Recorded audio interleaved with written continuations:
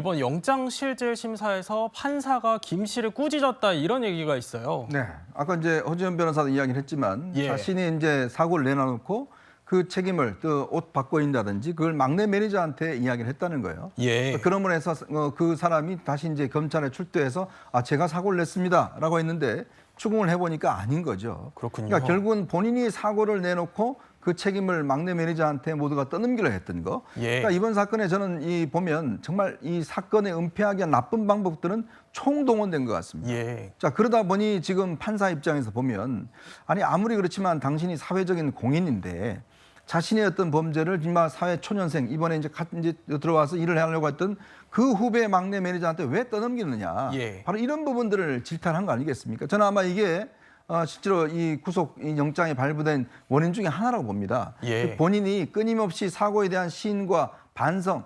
왜냐하면 이제 영장 실질심사 단계에서는 그 사람이 인정하고 있느냐, 반성하고 있느냐 예. 이런 것들을 많이 보거든요. 예. 근데 이런 행동들을 보면 전혀 반성하는 거 없이 사건을 계속 은폐하려고 했던 온갖 방법들이 다 동원됐기 때문에 아마 판사 입장에서는 그런 심증을 굳혔다고 보여집니다. 예, 그렇군요. 허지연 변호사님, 그런데요, 이번 영장실질심사 때 검사가 또 직접 출석을 했다는 소식이 있더라고요. 이게 좀 이례적인 건가요? 상당히 이례적인 상황이라고 볼 수 있습니다. 예. 보통 이 영장을 친 주체가 이 경찰인 경우에는 담당 네. 검사가 직접 영장 실질 심사에 나와서 구속 필요성을 이렇게 피력하는 경우를 거의 보기가 드뭅니다.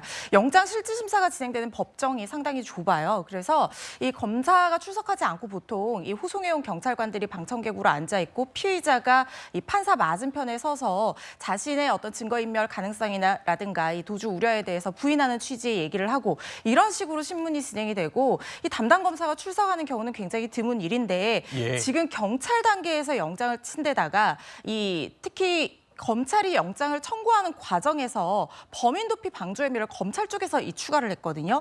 이게 증거인멸의 우려와 굉장히 맞닿아 있는 혐의를 검찰 쪽에서 이렇게 추가를 한 것이고 특히 네. 이 사건 같은 경우에는 검찰총장까지 나서서 조직적인 사법 방해 행위로 규정을 했습니다. 이런 증거인멸 우려 그리고 범행을 은폐하려는 이런 조직적인 유례없는 시도 이런 것들이 검찰을 비롯한 수사기관의 구속 의지를 굉장히 높여줬다는 생각이 들고요. 이런 부분에 있어서 검찰도 이 사안을 굉장히 신중하게 생각을 하고 수십 쪽 분량의 의견서까지 준비하면서 구속을 위해서 굉장히 강한 의지를 피력했던 상황으로 보입니다. 네, 그렇군요.